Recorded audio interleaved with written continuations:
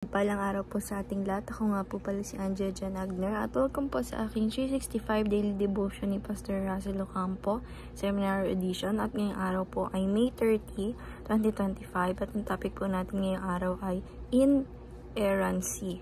May error ba ang Bible?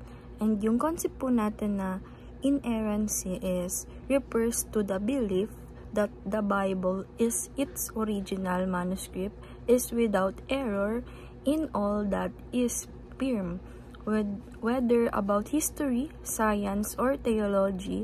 The scripture is wholly reliable because it is inspired by God, who is perfect, truthful. The truth assures us that the Bible can be trusted in every area of life.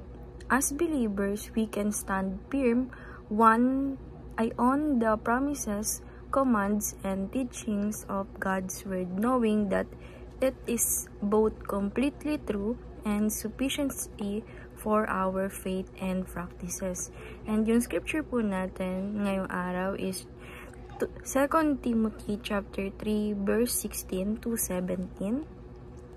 And sabi po dito, all scripture is God-breathed and is useful for teaching, rebuking, correcting, and training in righteousness, so that the servant of God may be truly equipped for every good works. And sa Tagalog po, ang lahat ng kasulatan ay kanasihan ng Diyos at kapaki-pakinabang sa pagtuturo ng katotohanan, sa pagsaway sa kamalian o pagtutuwid sa likong gawain at sa pagsasanay para sa matuwid na pamumuhay, upang ang lingkod ng Diyos ay maging ganap at handa sa lahat ng mabubuting gawain. And yung teaching number 1 po natin is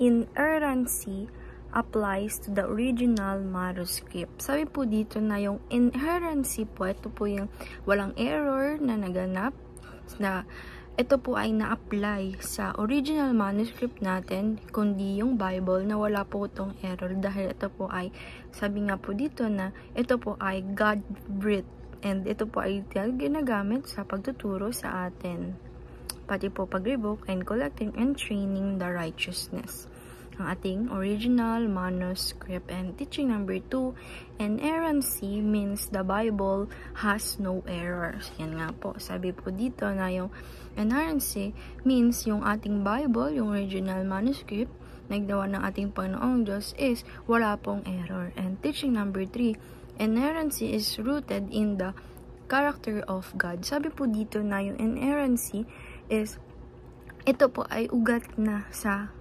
pagpapakatao ng ating Panginoong Diyos. And application number 1, trust that God has preserved His Word. Sabi po dito na tayo po ay maniwala sa ating Panginoong Diyos na yung mga words niya po na nabanggit sa Bible, sa original manuscript, ay ito po talaga ay preserved ng ating Panginoong Diyos.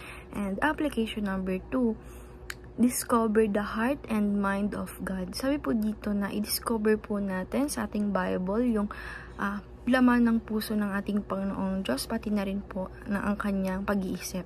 And application number 3, live accordingly to the principle of God. Sabi po dito na tayo po ay magbasa ng Bible at nakikita po natin, madidiscover natin yung heart, yung mind ng ating Panginoong Diyos, at pati na rin po yung principle na binigay niya para po gamitin natin ito na mamuhay tayo ng tama. And ayun lang po ngayong araw. Maraming salamat. God bless.